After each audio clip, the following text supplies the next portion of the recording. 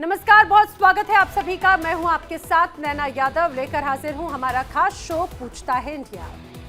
पूछता है इंडिया में बात हम करेंगे किस तरह से भारत के खिलाफ जहर घोलते आसिम मुनीर अब अपने ही घर में घिरते हुए नजर आते हैं। समझिए, अभी पिछले कुछ वक्त से पाकिस्तान का लियारी शहर बड़ी चर्चा का विषय है।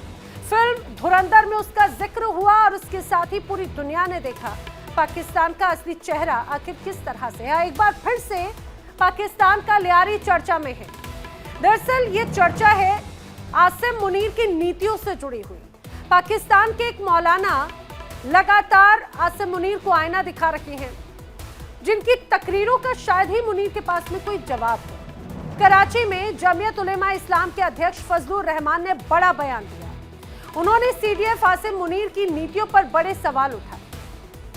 दरअसल फजलुर रहमान पहुंचे थे लियारी और यहां से उन्होंने एक सभा को संबोधित करते हुए जिन बातों का जिक्र किया उससे यह तो स्पष्ट हो जाता है कि सीडीएफ आसिम मुनीर किस तरह से अपनी नीतियों की वजह से फेल्ड मार्शल साबित हो रहे हैं। सीडीएफ आसिम मुनीर की नीतियों पर बड़े सवाल उनकी तरफ से उठाए गए। उन्होंने पाकिस्तान फौज की नीतियों पर सवाल उठाते हुए कहा कि सेना की नीतियों की वजह से, उनके निर्णयों की वजह से पाकिस्तान और अफगानिस्तान के रिश्ते गर्त में चले गए। इन शब्दों को समझिए, गर्त में चले गए। उन्होंने कहा है कि अगर आप काबुल पर बमबारी करेंगे तो ये ऐसा ही है जैसे कोई इस्लामाबाद पर बमबारी करे।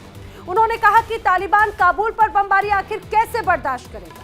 मौलाना फजलुर रहमान ने ऑपरेशन सिंदूर का भी जिक्र किया और कहा कि अगर आप काबुल पर हमला को सही ठहराते हैं तो अगर भारत कहता है कि उसने बहावलपुर पर हमला किया, मुरद्दे पर हमला किया, वो कश्मीर में भारत के खिलाफ साजिश करने वाले मरकजों पर स्ट्राइक की बात करते हैं, तो इंडिया से ऐतराज क्यों हो जाता है। तो इंडिया की तरफ से जो ऑपरेशन सिंदूर हुआ वो बिल्कुल सही हुआ, उसमें क्या गलत था। मौलाना फजलुर ने बड़े आरोप, बड़े सवाल खड़े किए। मौलाना फजलुर ने मुनीर की अफगानिस्तान पॉलिसी की आलोचना की। उन्होंने कहा कि पाकिस्तान को ऐसा अफगानिस्तान चाहिए जो प्रो पाकिस्तान हो, लेकिन जाहिर सी बात है शाह से लेकर अशरफ गनी तक अफगानिस्तान की सरकार प्रो इंडिया रही है। आपको आगे की बात मैं बताऊं, लेकिन उसके पहले आपको सुनना चाहिए मौलाना फजलुर रहमान का वो बयान जिसको लेकर अब कहीं ना कहीं सीडीएफ आसिम मुनीर की मुश्किलें, चिंता बढ़ती नजर आती है। सुनिए। काबुल पर आप बमबारी करेंगे तो जाहिर है कि ऐसा ही है जैसे कोई आपकी इस्लामाबाद में बमबारी कर ले। तो आखिरी हद हो जाती है ना।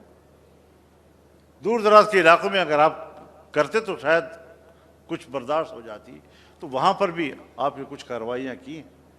अगर आप कहते हैं, मेरे सवालात हैं कि हमने अपने दुश्मन के मराकज़ पर स्ट्राइक किया है और आप इसको एक जायज बयानिया कहते हैं, तो हिंदुस्तान आपसे कहता है कि मैंने बहावलपुर में हमला किया है, मैंने मुरीद में हमला किया है, मैंने कश्मीर में हमारे खिलाफ कार्रवाइयां करने वालों के मराकज़ पे हमले किए हैं।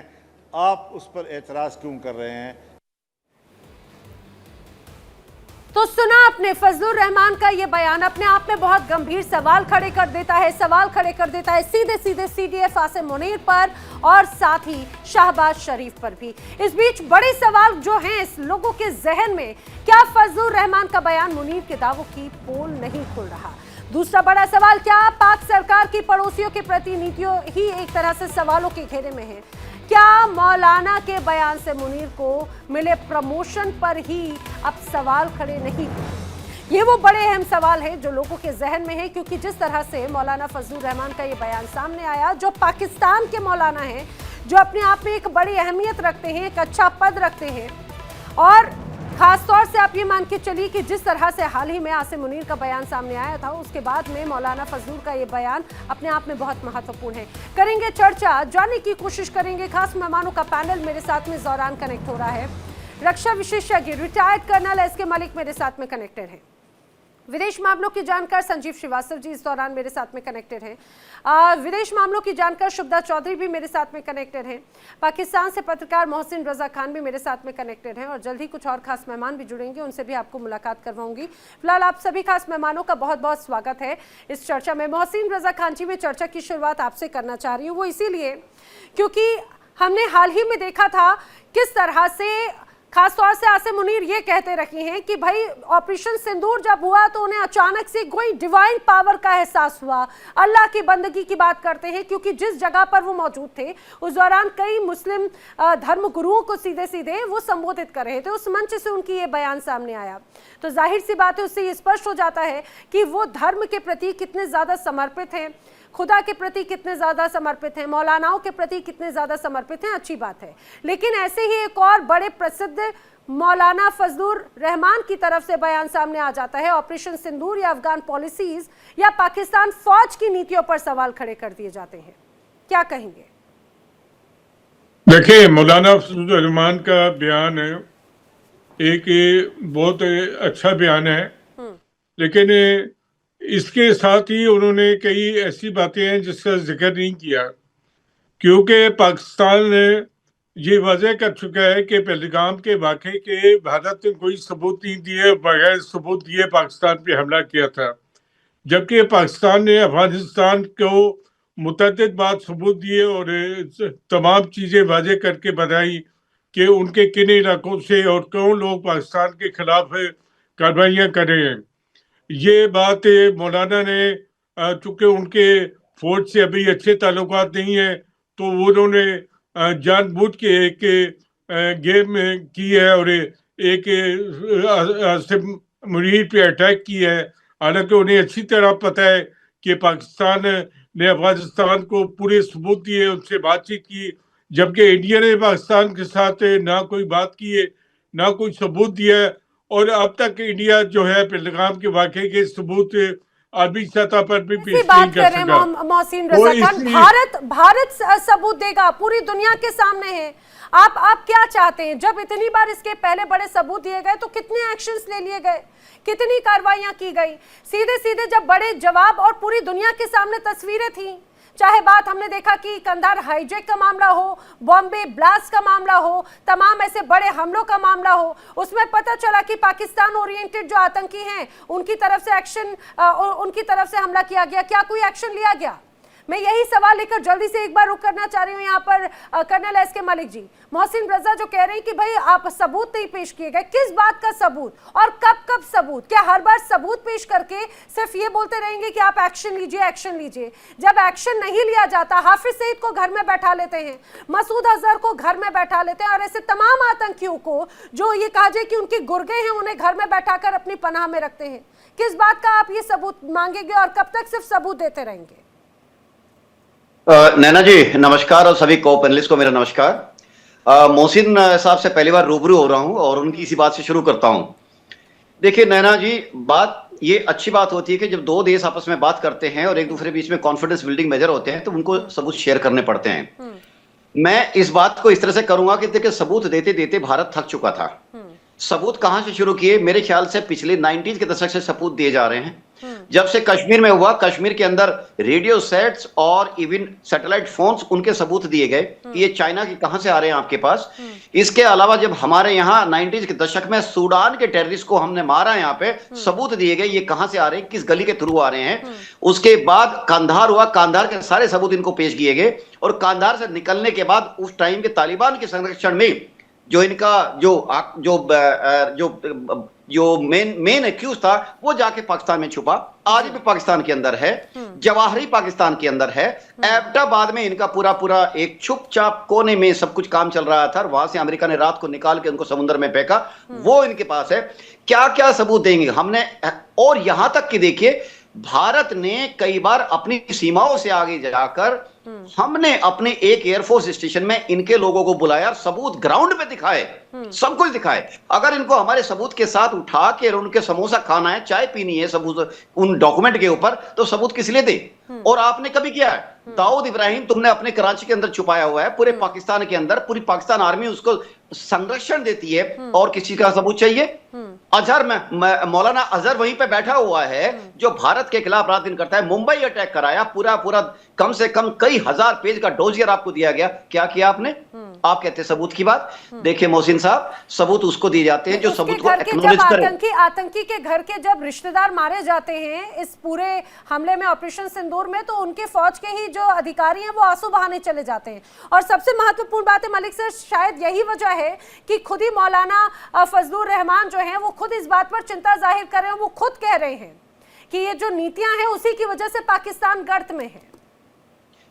देखिए नाना जी, जब आप टेरर को अपनी फॉरेन पॉलिसी, स्टेट पॉलिसी का हिस्सा बना लेते हैं और अपने पड़ोसी को ब्लीड थ्रू 1000 कट्स के अंदर आप कहते हैं हम नहीं छोड़ेंगे, आप कहते हैं कि हम मर जाएंगे, अनंत काल तक घास की रोटियां खाएंगे, तो ये सब चीजें आप अपने पड़ोसी के कष्ट कर दो तो आपके अंदर शांति तो नहीं आ सकती है, नहीं आ सकती। आपका पड़ोसी कितना भी बड़ा हो, बड़े भाई की तरह कितना भी बिहेव करे, कितने भी जिम्मेदारी के साथ उसका अप्रोच हो, एक अंततः वो भी कॉर्नर एक दिन हो जाएगा, और जिस दिन वो कॉर्नर हो जाएगा उसके बाद वो वही डिसीजन लेगा जो भारत अब ले रहा है। हमने बहुत कोशिश करी, आपको एक लेवल पे लाने की कोशिश करी, अपने साथ ले चलने की कोशिश करी, हमने एंड तक मोस्ट फेवर्ड नेशन का दर्जा इनका दखल नहीं किया, उसको खारिज नहीं किया, जबकि ये बहुत पहले कर चुके थे। हमने वहां की आवाम को देखते हुए अपना व्यापार जारी रखा। अरे पाकिस्तान से हमारे व्यवहार से हमको बहुत ज्यादा फॉरेन फंडिंग वो नहीं मिलता भाई, हम बहुत ज्यादा। जी उम्मीद है आपको जवाब मिला होगा। कितनी बार आपने कहा बार बार कि भाई अब हर बार सबूत पेश करने की बात हुई, कितनी बार सबूत दिए गए? अभी आपको वही जवाब दे रहे थे यहाँ पर मलिक जी कि हमने बताया, चाहे बात मौलाना मसूद अजहर से जुड़ा हुआ, हमने देखा किस तरह से तमाम आतंकियों से जुड़े हुए डोजियर्स दिए, क्या उन पर कोई एक्शन हुआ? किन सबूतों की बात कर रहे हैं आप बिल्कुल बात को सबाक से हटके कर रही हैं। मैंने कहा है पहलगाम के वाकये का कोई सबूत नहीं दिया गया, पहलगाम के वाकये का अभी भी आप सबूत दें, अरबी सतह पे सबूत दें कि पाकिस्तान उसमें इन्वॉल्व है। ये तो नहीं कि आप अपनी मर्जी से तय कर लें कि पाकिस्तान इन्वॉल्व है और पाकिस्तान पे हमला कर दे, और पाकिस्तान ने अफगानिस्तान पे जो कार्रवाइयाँ की हैं उसके बाकायदा उसने सबूत दिए हैं। पाकिस्तान ने तमाम सबूत तालिबान को पेश किए हैं, पाकिस्तान के कई वक्त मांगे हैं, पाकिस्तान के तुर्की में और कतर में मुज़ाकरात हुए हैं, उन्होंने बताया कि किस तरह अफगानिस्तान से पाकिस्तान में दर्जांदाजी हो रही है। तो आप इन दोनों वाकयात को, अफगानिस्तान के और इंडिया के वाकयात को एक साथ नहीं जोड़ सकते। मलिक जी, फिर मैं बाकी गेस्ट का रुख करी हूँ। जी मोहसिन जी, आप पत्रकार हैं और मेरे से कहीं आपका जो अध्ययन होगा, आपकी स्टडी होगी, मेरे से बहुत ज्यादा वाइड होगी। मैं आपको एक चीज देखो, दोनों चीजें लिंक्ड हैं। आप और ये लिंक किए, देखिए जमीन से आप जब चीजें लिंक करना शुरू करते तो आपको पेड़ की चोटी तक पहुंचने में बड़ी आसानी हो जाती है। आप जड़ों में पहचानिए, जड़ों में क्या जा रहा है, पाकिस्तान के अंदर इतने शांति क्यों है, पाकिस्तान और भारत के संबंध क्यों खराब हुए हैं, और क्यों नहीं हम पिछले 80 साल से शांति से रह पाए, आप अच्छी तरह जानते हैं। ठीक है, आप ना बोले बात अलग है, क्योंकि शायद बात करने की जितनी आजादी हमको है शायद वहां पे ना हो, आपकी कुछ मजबूरी हो सकती है। नैना जी, जो वहां के फजलुर रहमान बोल रहे हैं वो एक पॉलिटिशियन है, सियासतदान है, धार्मिक नेता भी है।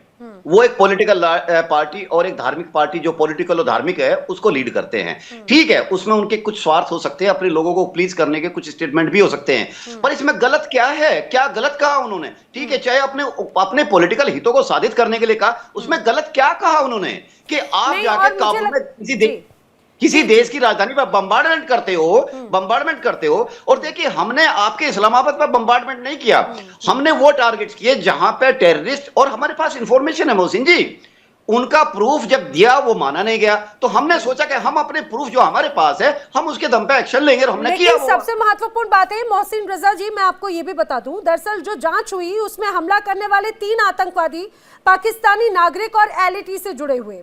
डिजिटल प्रेस उनके मुजफ्फराबाद और कराची से एक तरह से उनके सेफ हाउस तक पहुंचे।